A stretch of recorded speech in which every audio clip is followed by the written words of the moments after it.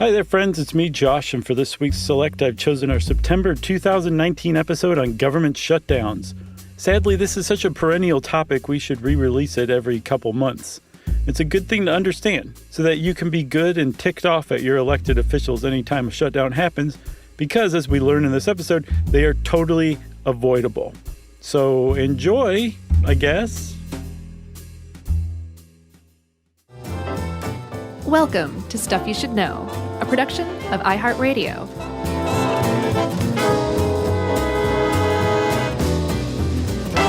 Hey, and welcome to the podcast. I'm Josh Clark, and there's Charles W. Chuck Bryan. There's Jerry over there, and this is the podcast. Like I said, in particular, it's the Stuff You Should Know podcast. So if that's not what you're here to listen to, you're in the wrong place. And if you don't want to listen to us talk about government shutdowns, then you're in the wrong place. But who doesn't want to know about government shutdowns? Yeah, I agree. Educate yourselves. Right. As a matter of fact, because it's going to happen again soon enough. That's exactly right.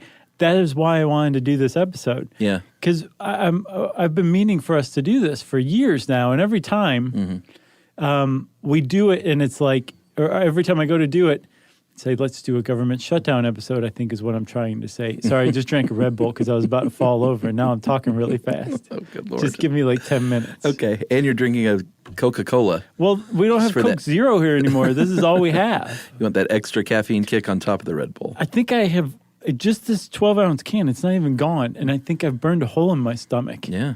It's crazy. But delicious. It is delicious, I'll give you that. But Coke Zero is really delicious, too, for being a diet cola. At any rate, government shutdowns. You were saying, every time we go to do this. The government shuts down, so it looks like we're chasing a trend, so we have to wait. Yeah. And I'm like, finally, the time is right. Because it wouldn't be cool to do one in the midst of one? Is that the deal? No, definitely not. Gotcha. No, that's like buying a T-shirt at a concert and then putting that T-shirt on and looking around like, I know at the concert? Up. Right. With that horrible smell. That new T-shirt, especially concert T-shirts, they're printed out of, straight chemicals. Out of Buffalo Bill's basement. Made of skin. Man, he's been on my mind a lot. Because of the Ed Gein episode? Well, because that, and then I just saw on the Movie Crushers page, someone posted a funny little thing that was a Buffalo Bill Tinder profile.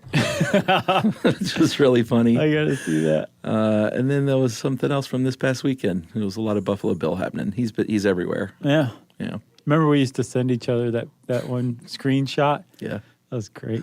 That was back when we shared a cubicle wall. I know, and it was easy enough to do that. Back in the day. Now we have gold-plated Aeron chairs and no walls anywhere. I'd take a regular Aeron. I think that's what you're sitting in right now. Oh, is it? Oh, they're quite comfy. So anyway, welcome to the podcast. I'm Josh. There's Chuck. We should edit all that other stuff out, don't you think? Or get money from Red Bull, Coca-Cola, and Aeron. You're right. And Buffalo Bill. Right. Or the Buffalo Bills football team. Dang, man. You just really pulled it together with that last one.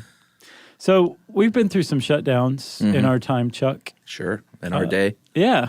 As a matter of fact, you'd think based on how common they kind of seem. I mean, every few years there's like the federal government, I should say for our fellow listeners outside of the United States.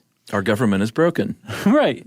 We're talking about government shutdowns, and it's a lot like what it sounds like. I mean, we'll get to the nuts and bolts of it, obviously. But it's basically where the federal government, not state governments, but the federal USA government, parts of it just stop functioning. Right. And the reason they stop functioning is because those agencies, those parts of the federal government have not been funded. And since they haven't been funded by law, by congressional act from years back, they are not allowed to pay workers any longer. They're not even allowed to accept volunteer work from their workers. So with no workers, that means the agency shuts down. And that's a government shutdown. That's what we're talking about. Literally parts of the government shutdown. Yeah, and again, we will get into all the nuts and bolts, but it shuts down because of funding gaps, and those funding gaps happen almost always because of entrenched politics. Yeah, it's two sides playing chicken over the budget. Right. And when the government shutdown happens, neither side blinked.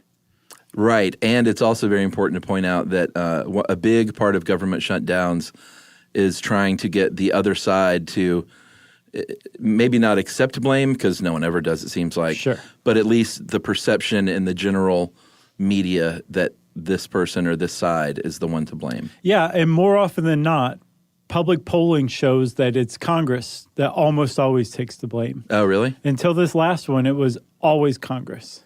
Right. No matter what, which is funny that they would try to pull this off because it's so politically risky. Yeah. Because it's so damaging Right. on an individual level among like federal employees or just average Americans, but also on a national level. Yeah, our economy takes a huge hit. Huge hit that we just never regain. All right. That's a great setup. I think so too. So, Chuck, to start, I think we should talk about how money moves around the federal government, don't you? Yeah, and this is, again, if you live outside the country and even if you live in the United States, you may not understand what power of the purse means. But in the United States and in the U.S. Constitution, Article 1, Section 9, Clause 7. Yeah, not even the Bill of Rights, like the Constitution. Yeah. Like this was one of the first things they thought about. It was Congress who was granted control over the money. So the president can't just fund something. The Senate can't just fund something. Everything has to be agreed on, and they can't spend a dime without Congress's express approval through this process we're going to get into called appropriations. Right. And so in the Constitution, it just said the Congress is the one that approves all money. Everything comes through Congress, right? Yeah, we should read that, though, because it does have one funny line. You go ahead. From the Constitution, no money shall be drawn from the Treasury, but in consequence of the appropriations made by law, so far so good, Okay.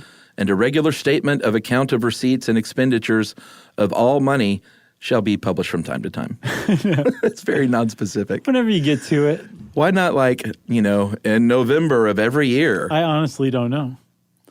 Because, I mean, from time to time makes it seem unimportant. It makes it seem, what's the word when you don't have to do something? Makes it seem non-mandatory. Yeah, optional. Optional. Sure. That's the word. Right. I know you so well I know. after all these years. So that's that's from Article 1 of the Constitution. And presidents from 1778 onward said, okay, I can work with that. There's a huge loophole here. Like, no, I can't, spend money myself. Like, I can't pay anybody myself. I have to wait for Congress. Right. But that doesn't mean I can't, get the work done first. And then when it comes time to pay, I can just direct this contractor or vendor or whoever, militiaman, to Congress to go get money. Yeah, which is really, that is so United States government. To be like, well, I'm technically not writing the check. Right. I've just engaged someone's services, and now we owe them this money. Yeah, Congress, pay this guy. He did what he's saying he did. And so there was this representative in Virginia who was not happy about this. Yeah. This kind of precedent that had been adopted by the executive branch. This representative said in 1806 that presidents were acting like a saucy boy whose wealthy grandfather was going to cover his needs. Yeah.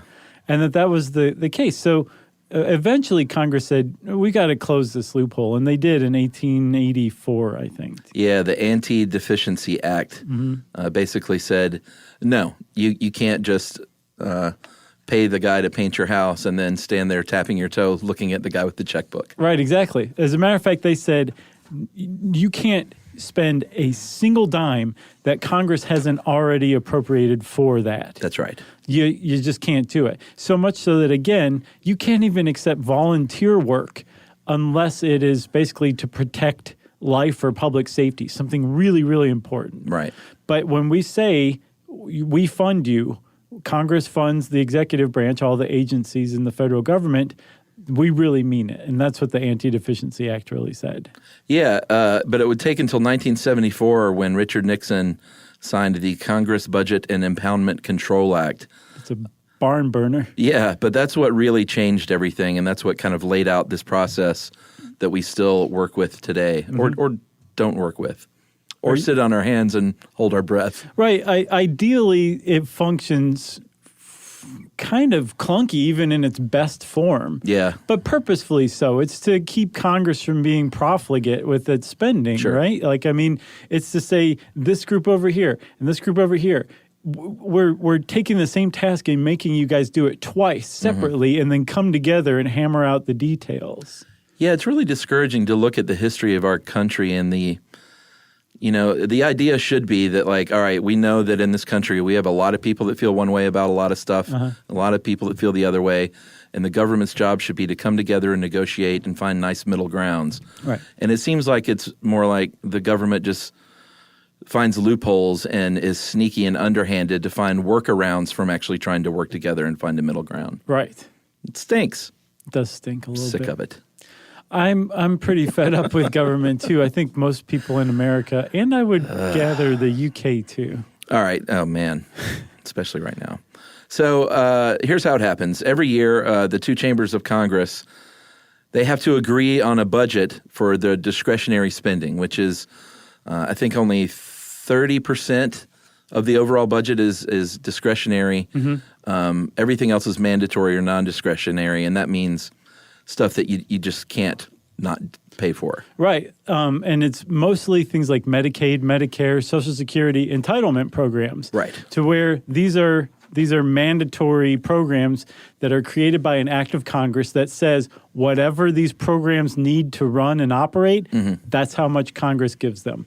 Right. There's no spending levels. There's no, what about this? It's like you can go in and monkey with the operation by congressional act, but as far as spending and budget goes, whatever they need, they get. That's right. The other stuff, the discretionary stuff, that's, what'd you say, about 30% of the budget? It's 30%, but that's still, like, in 2018, that was $1.2 trillion, and it's really important stuff. It's not like the mandatory spending is the only important stuff. We're talking about the FDA, Homeland Security, TSA, the NIH, national parks, the IRS. The Department of Defense. Yeah, big-time stuff. Basically everything except Social Security, Medicaid, and Medicare.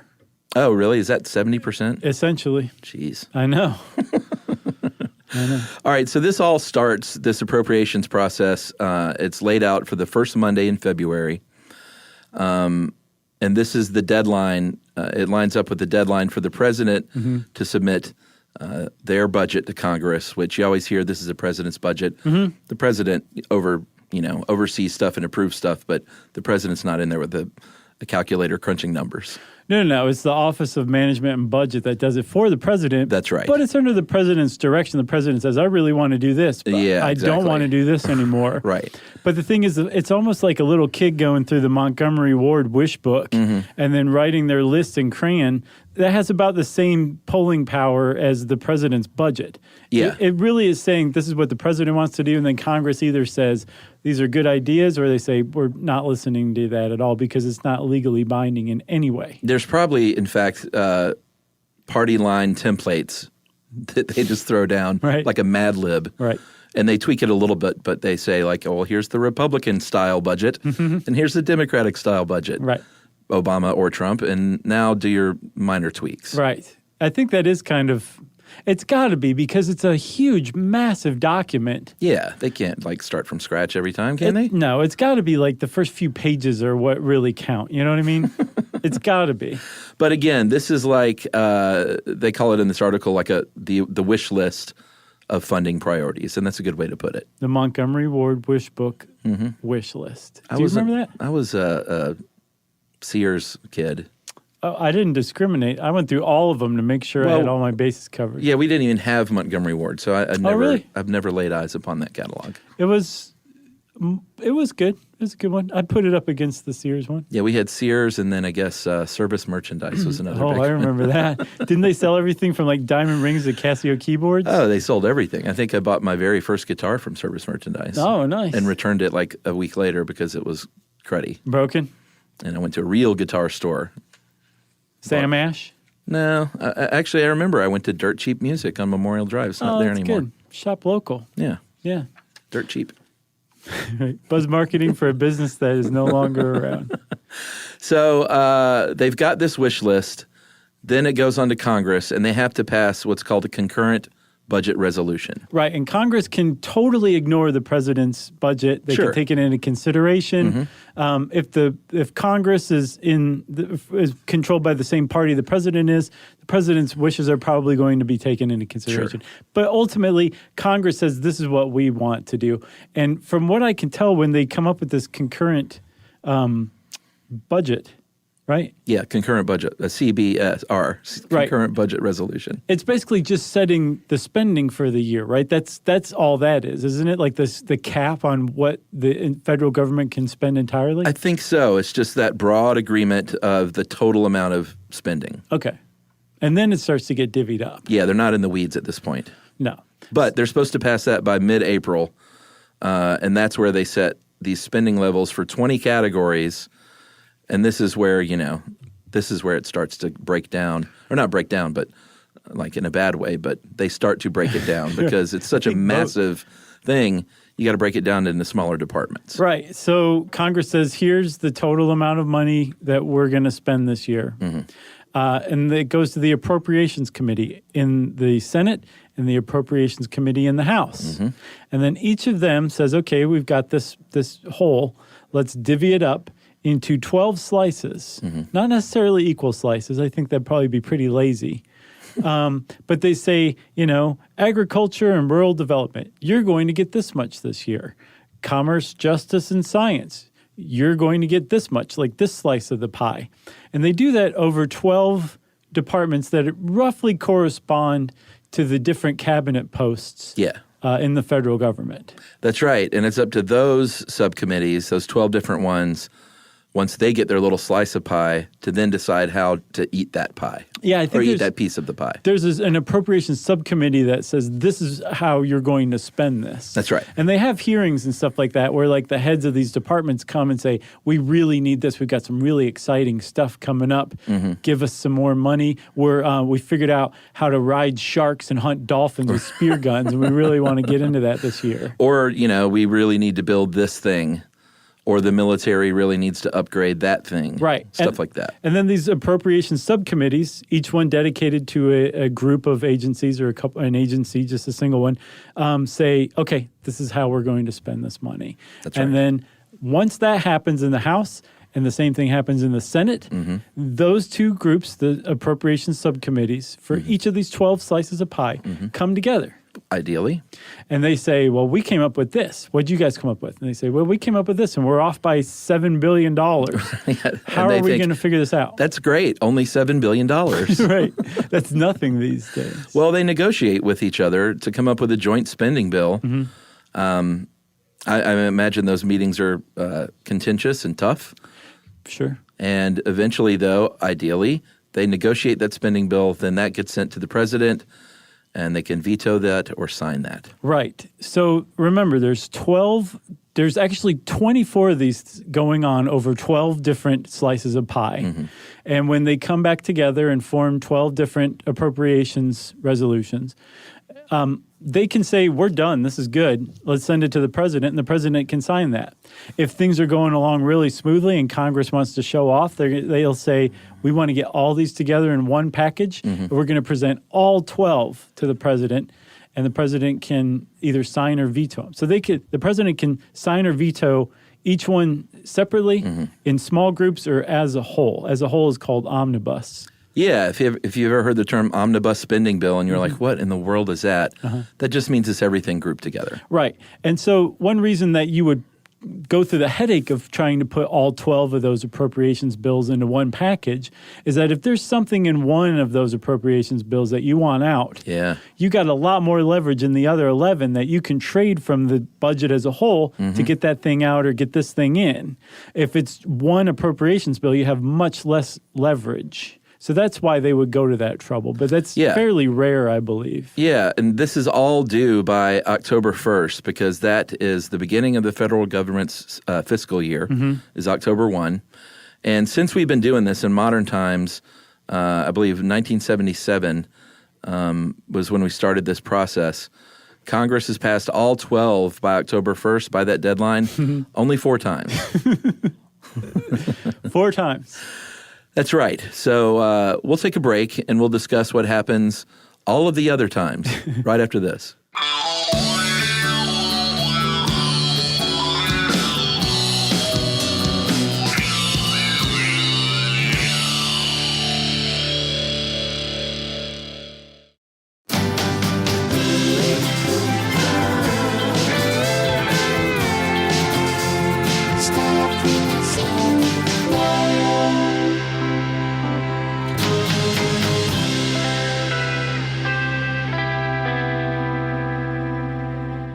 So, okay, Congress comes along. Also, big shout out to Dave Roos. This is his first article that we're doing an episode on. Yeah, Dave is one of the great writers from HowStuffWorks.com that we long admired over the years, and tapped him to do some stuff for us. Tapping him.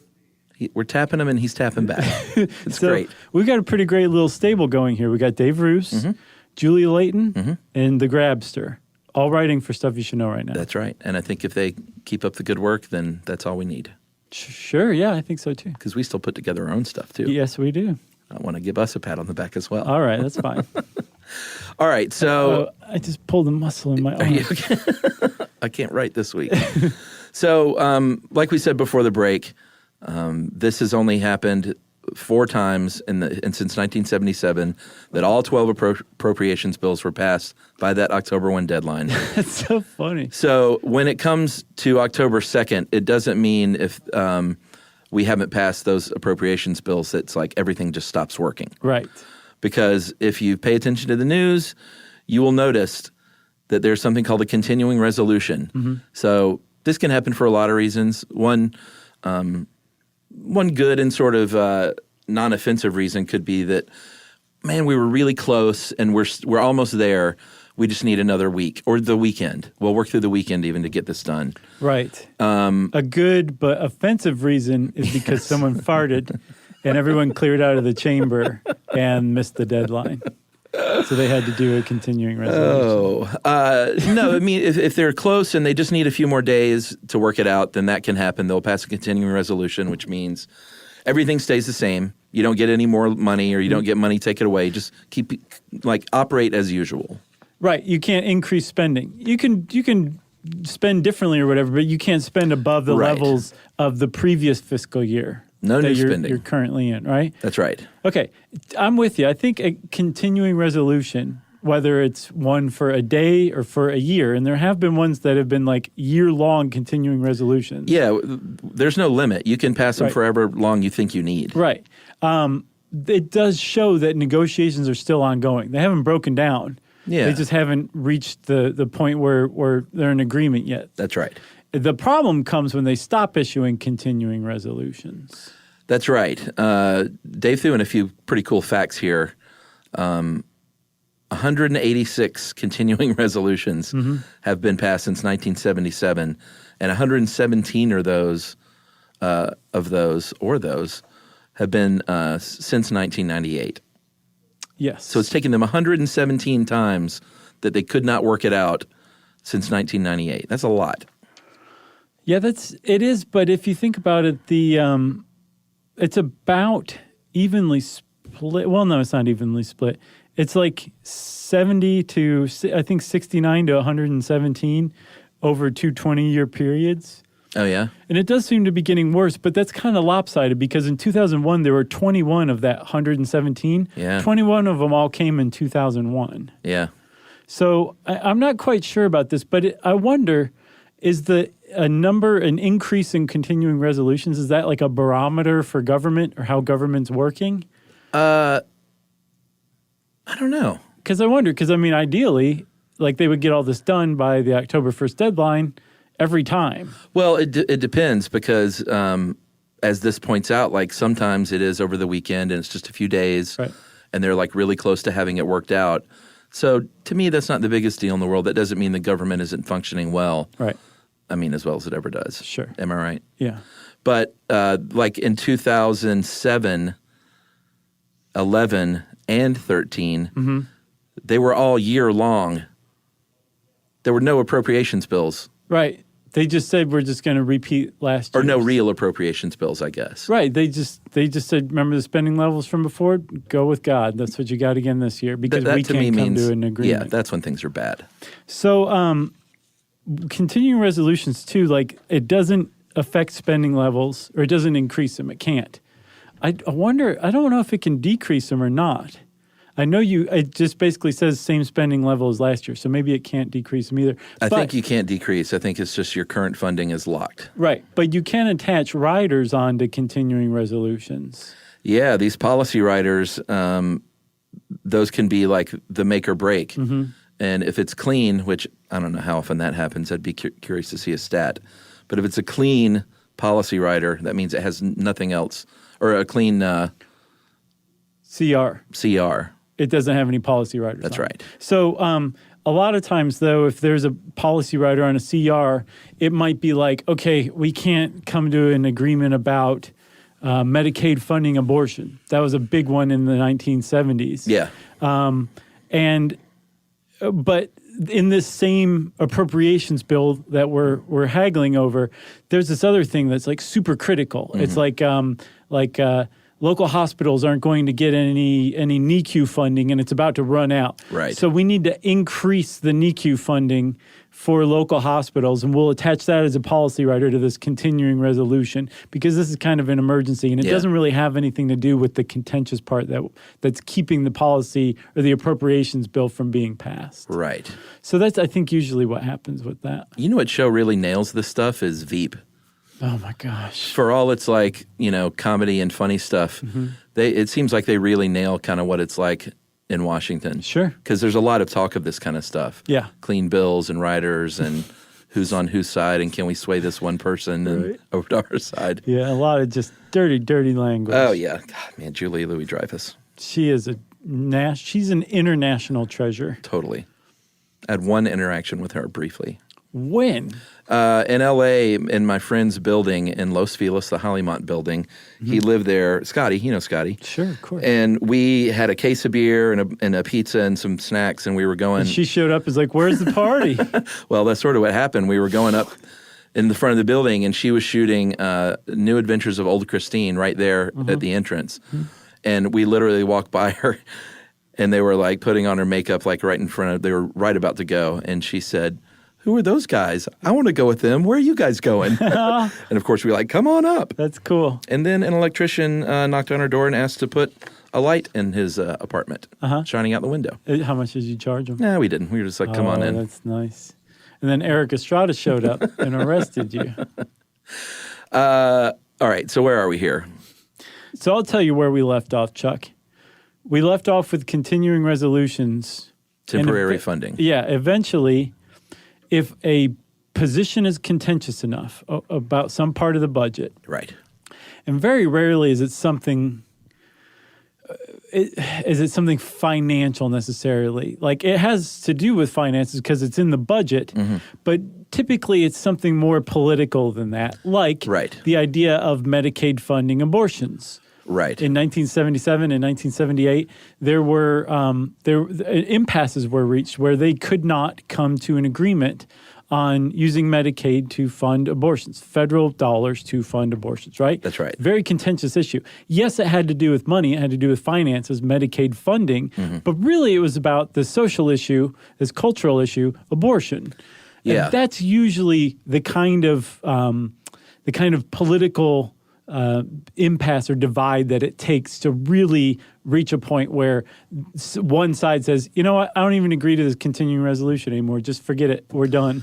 Yeah, it seems like it's usually something that is so important to that either president or party or both that they feel like it's worth digging in. And a lot of times that has to do sometimes that has to do with the thing itself, but sometimes it has to do with the perception of that thing to your voting base. Sure, that's part of it too. But I mean, we're talking politicians here. I think you could have just said the last part. You know? That's true. Yeah. So what happens when they fail to pass that appropriations bill and they're not talking? You're going to get a funding gap. And that doesn't necessarily lead to a shutdown either. Can we please get to the shutdown? Well, since 1981, more than half of the funding gaps lasted just a few days. When I talked about solving it over the weekend, a lot of times that will happen over the weekend.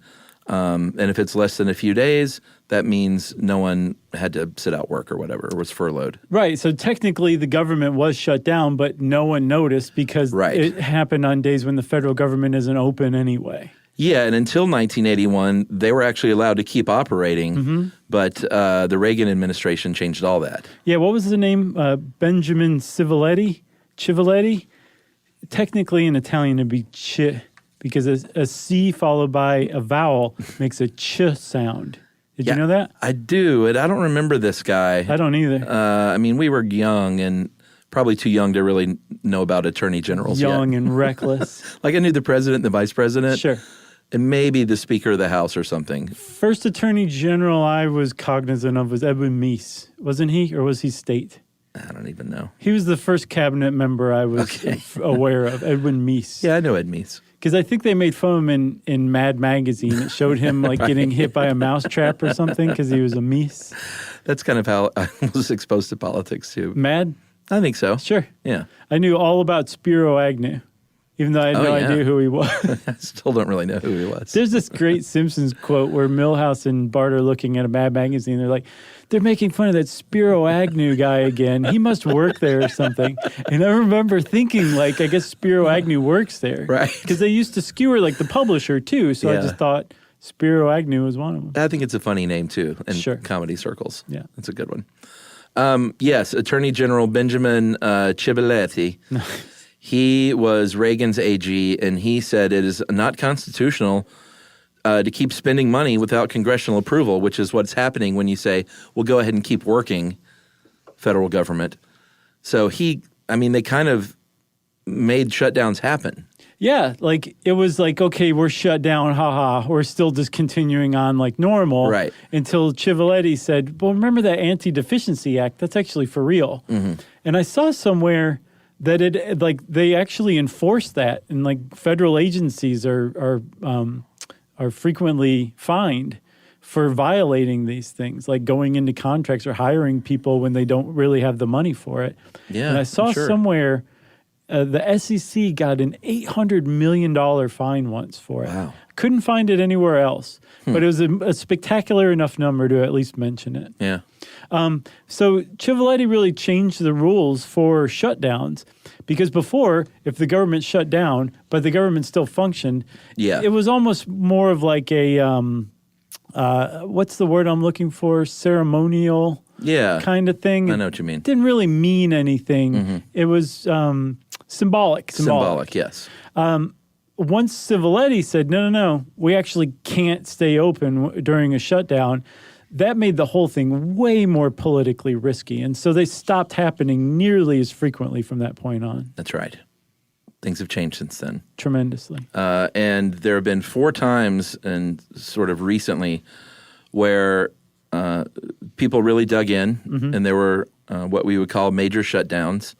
The winter of 95-96, there were 2 shutdowns because of Bill Clinton being a Democrat and Newt Gingrich hating his guts. He was the House Speaker at the time in the Republican-controlled Congress, and Newt was all about the Contract for America, which basically was small government, lowering taxes. Really sticking it to the poor. Yeah, like really higher restrictions on, or more strict restrictions on welfare recipients. Yeah. So he and Bill Clinton went at it for a long time. They really did. Yeah. And I mean, like each side was dug in.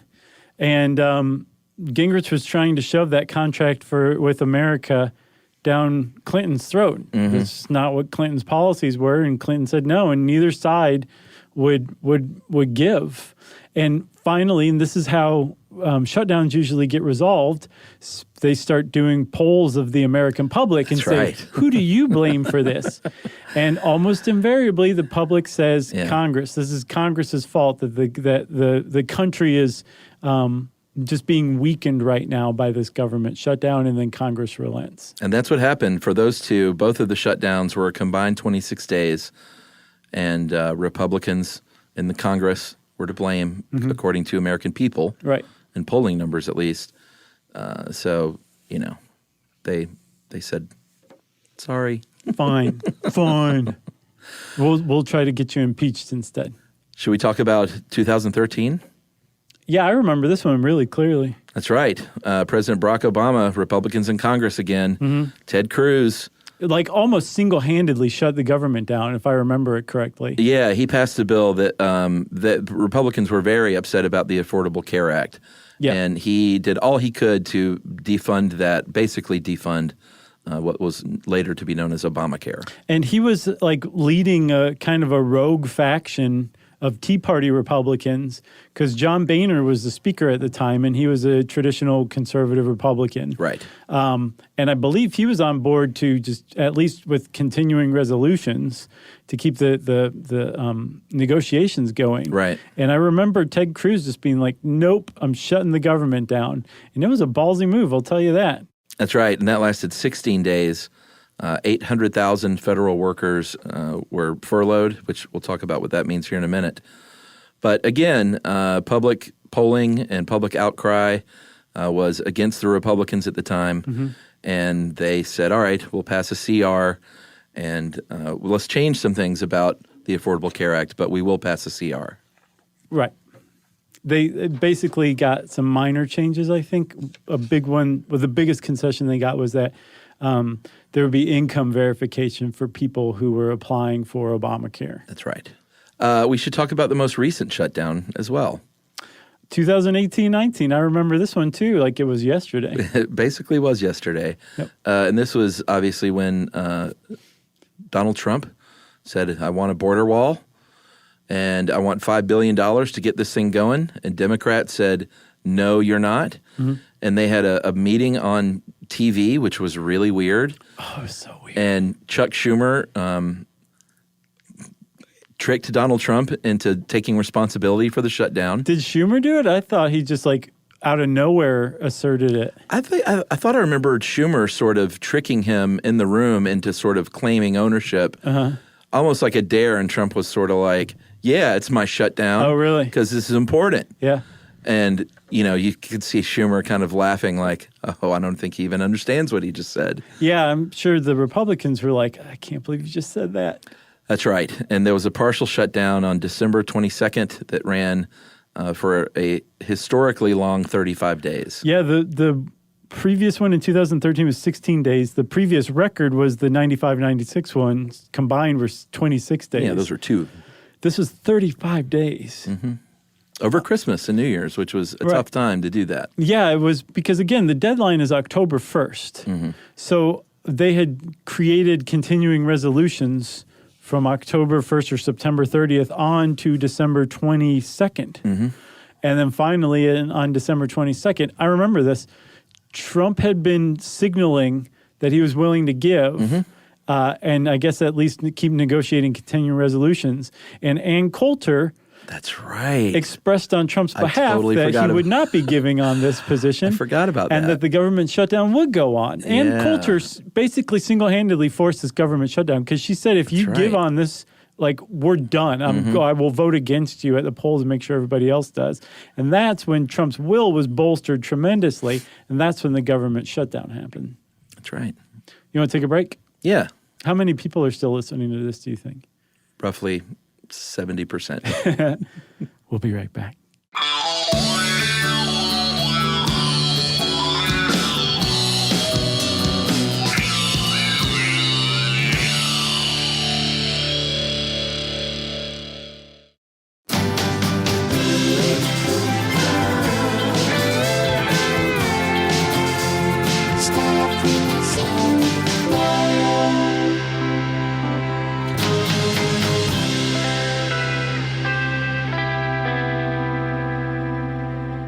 Okay, Chuck. So, well, we left a cliffhanger. The government was shut down when we left. oh yeah, it came back. It came back. After how long again? 35 days later, on January 25th, Trump called off that shutdown without that funding for the border wall, again, because public perception was swayed not in his favor. Right, which is rare. Again, every single one of these shutdowns, everyone said it was Congress's fault. With this one, they said it was the president's fault. Surely that at least partially had to do with him claiming on TV that it was his responsibility for shutting down the government. That didn't last long, though, because I remember and it gets so just childlike and snippy, but with the tweets from both sides calling it the Trump shutdown, Trump calling it the Schumer-Pelosi shutdown, trying to hashtag these things, see what's trending. It's all just so ridiculous. It is. Twitter. Oy. So the shutdown ended, and like you said, Trump didn't get that $5 billion for the wall. I think they ultimately added like $1.6 billion for border security, but nothing specifically for that wall. Right, and the Democrats started saying, well, like, let's really define wall. Right, yeah, I remember that. But what people like to point out is not only did Trump not get that $5 billion, but America lost at least $11 billion. Yeah. Right, during this shutdown. Yeah, of income. Right. So there's a real economic cost to government shutdowns. Basically, everyone, I don't care whether you're a Republican stuff you should know listener, a Democrat stuff you should know listener, an anarchist stuff you should know listener, a centrist stuff you should know listener, doesn't matter. You should be really mad at your government whenever there's a shutdown. That's right. Because it is holding people's jobs hostage. Yes. Millions of people depend directly on the federal government for their paycheck. And during a shutdown, you don't get a paycheck. Some people even have to work. But the people who don't have to work not only don't get a paycheck, they will never get that money for the work that they missed against their own will during that shutdown. Yeah, like you can apply for back pay. Is that right? No. You can't? No. For who? No one can? No. If you worked during the shutdown, you can get retroactive pay. But Congress has to approve it, but you had to have been working. It had to have been an essential job. So you can't get back pay for furloughed time? No. Okay. It's just gone forever. So people who were out of work, who were federal workers, I think about 800,000 of them during the 2018-19 shutdown, the Trump-Schumer-Pelosi shutdown, they went without pay for 35 days. Yeah, 380,000 of the 800,000 federal workers actually had to stop working. Right. That's almost every bit of NASA, HUD, Housing and Urban Development staff, 80% of National Park Service, 50,000 workers at the IRS, and then the other 420,000 that they deemed essential, they still worked. And I believe they're the ones that could apply, but they aren't guaranteed that money, though, right? No. Again, Congress has to vote. And usually as part of a shutdown, just to kind of like get public perception in Congress's favor, Congress will hold a vote. Right. And almost every time, nearly unanimously they'll pay the vote people for retroactive pay when this thing's over. The problem is again, those people who aren't working during that time, whose jobs are deemed non-essential, they'll never get that money. Right. They just don't get it. And that, I mean, if you project it to your future retirement, like that's money that you're not investing. You're not buying things with it. Right. So you're not helping the American economy. Especially during the holidays this last time. Yeah, you're not investing in the stock market. You're not taking care of your retirement. So it has these ripple effects that last, months and years. Right. So just to get a little bit back to the nuts and bolts of all this, it's not like every time there's a government shutdown, the same agency or the same people are affected in exactly the same way. Right. Each shutdown's different because do you remember how there's 12 different appropriations bills that have to go to the president? Some of those can be passed and signed before the shutdown ever happened. Yeah. If that happens and your agency was in one of those appropriations bills, it's like every other Tuesday or Wednesday for you during the shutdown. Right, but you can straddle those agencies and they can be split and that can get weird. It can. Like a good example of it getting weird is when this past one happened. The Coast Guard, which falls under the Homeland Security slice of the pie, the Homeland Security hadn't been funded yet. So the Coast Guard had to keep its operations going without pay, while the rest of the military, the other four branches, were just operating as normally because the defense appropriations bill had already been passed before the shutdown. That's right. So depending on which bills have already been passed, some groups are working, some groups aren't. And even in each agency where the funding hasn't been appropriated for this coming year, there will be some people who will be working and others who aren't. And it's up to each agency during a shutdown to say, this is how we're going to function during this. This is the jobs that have to be carried out, whether the government's open or not. And these are the people who can be sent home without any hopes of ever getting paid. Yeah, like you see the thing coming, so it's not like a big surprise. But B, you have this sort of plan already in place. It's called, you submit it actually to the Office of Management and Budget, and you coordinate with them rather, and that's where, you got to lay out your plan. This is like That's what they say. They know it's coming, Right. and so they gotta plan accordingly. And like I remember, I have friends that work for the federal government at the CDC and places like that, and they watch this stuff really closely. Sure. And some of them were furloughed and went 35 days without a paycheck. Right. And there's that personal level where you missed rent that month. I can't remember who was it, Wilbur Ross? One of the cabinet members was like, go take up a craft and or a hobby and turn that into like money to pay your rent or just something, some unsolicited advice that no one wanted to hear. It was not right welcome. then. Yeah. So get on Etsy. if you are in that position, like, yes, you missed rent, you missed your car payment, you missed like all sorts of stuff. Even if you're not a federal employee, you're still probably affected in one way or another. And the longer that a shutdown goes on, the more and more people are affected. Everybody from people who are trying to get their passport application pushed through to people who are supplemental nutrition program recipients, welfare recipients, food stamps, children's morning breakfast programs, like all these things start to run out of funding and they get affected, and more people start to be directly impacted by these shutdowns the longer they go on. Sure. The FDA, food inspections can be curtailed. And in fact, during long shutdowns, there are safety experts that say you might want to steer clear of fresh food right now. Yeah, don't eat like that bag of romaine lettuce, especially if you're pregnant or something. Or let me see, the National Park Service. This was a big one during the last shutdown. I think some parks were closed altogether.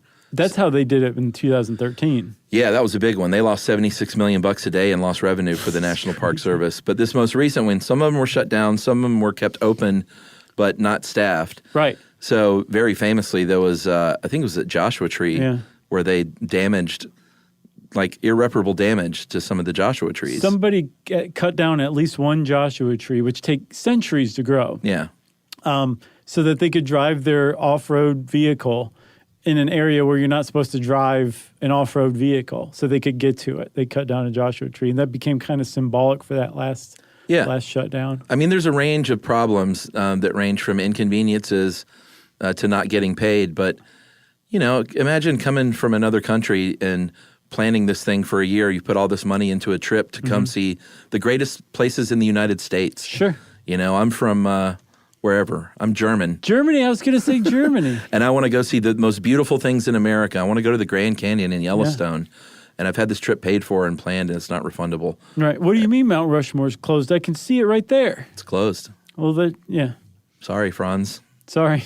Go see, I don't know. What else is around there? Not much. No, there's nothing. That's kind of the point. Yeah. You go see Van Nostren's childhood birthplace. That's right. And again, these are seemingly like, if you ask the federal government, they're like, who cares about that minor inconvenience? Well, there was one thing that I came across that I found particularly scummy, Chuck. During government shutdowns, when other people who are working are not getting paychecks. Oh, yeah. Here we go. Some Congress people still get theirs. All Congress people do, but some have the wherewithal to be like, I'm not taking any pay during this shutdown. Right. Like maybe I'll get it retroactively, that's fine, but you just hang on to my paycheck. Other Congress people are like, yeah, keep the money coming. I need it, that's super scummy to me. Other people are out of work or working and not getting paid. Like the TSA famously had to work and whether they wanted to or not, and they didn't get paid. Or they're calling in sick. Congress should not be getting a paycheck during that time. Because it's Congress's fault. I know. I think they said that TSA employees, about 10% at one point, were calling in sick every day. Yeah. After a little while. You remember that? Yeah. It was not a good time to travel. And that's an inconvenience. People flying, Yep. taking longer. When's the next one coming, Chuck? That's what everyone wants to know. October 2nd? We'll keep an ear out for it. In the meantime, now you know everything there is to know about government shutdowns. There's more little interesting details, but if you want to know about them, you can be a saucy boy or girl and look it up on the internet. And since I said saucy, it's time for listener mail. We have a couple of corrections. We haven't done these in a while. We haven't made mistakes in years. That's right. These are both yours, not to pile on. Hey, guys, I want to point out that Donald Trump spoke to the Prime Minister of Sweden, Stefan Löfven, about the arrest of A$AP Rocky, not the king. Yeah, everybody was really making a lot of noise about that over here because I got it wrong. And he said, I would not have even sent this email if Josh hadn't have finished that story with, this is reality, what I just said is actual facts. It was close enough. Yeah, it was just a slip of the tongue. Facts with a lowercase f. And that is from Hampus Bovjurg. What? Try that again. Hampus Bovjurg. Let me see. There's a lot of consonants in there. I'm sure some of those are quite silent. Wow, I think you nailed it. But you forgot the grip. Is that his last name? I think Bovjurg is the middle name of Okay. Hampus. So Hampus grip. And I love that he put Swede in parentheses as if I had to see that. And then the other one was a math thing, and I'm kind of curious about this one. Okay. Nuclear semiotics, Josh said 9,000 seconds is 446 days. Mm-hmm. He said it's 104 days. Mm-hmm. And he said, I don't know, you guys are busy in recording and performing calculations. He said, but I'm really curious just where that number came from. He said, because no combination of multiplying, dividing 9 million by 60 or 24 yield 466. And I'm really just curious. You guys do a great job. Thanks for everything, Joey Russo. Thanks, Joey. I think that number was where my fat thumb and Siri got together and had a baby.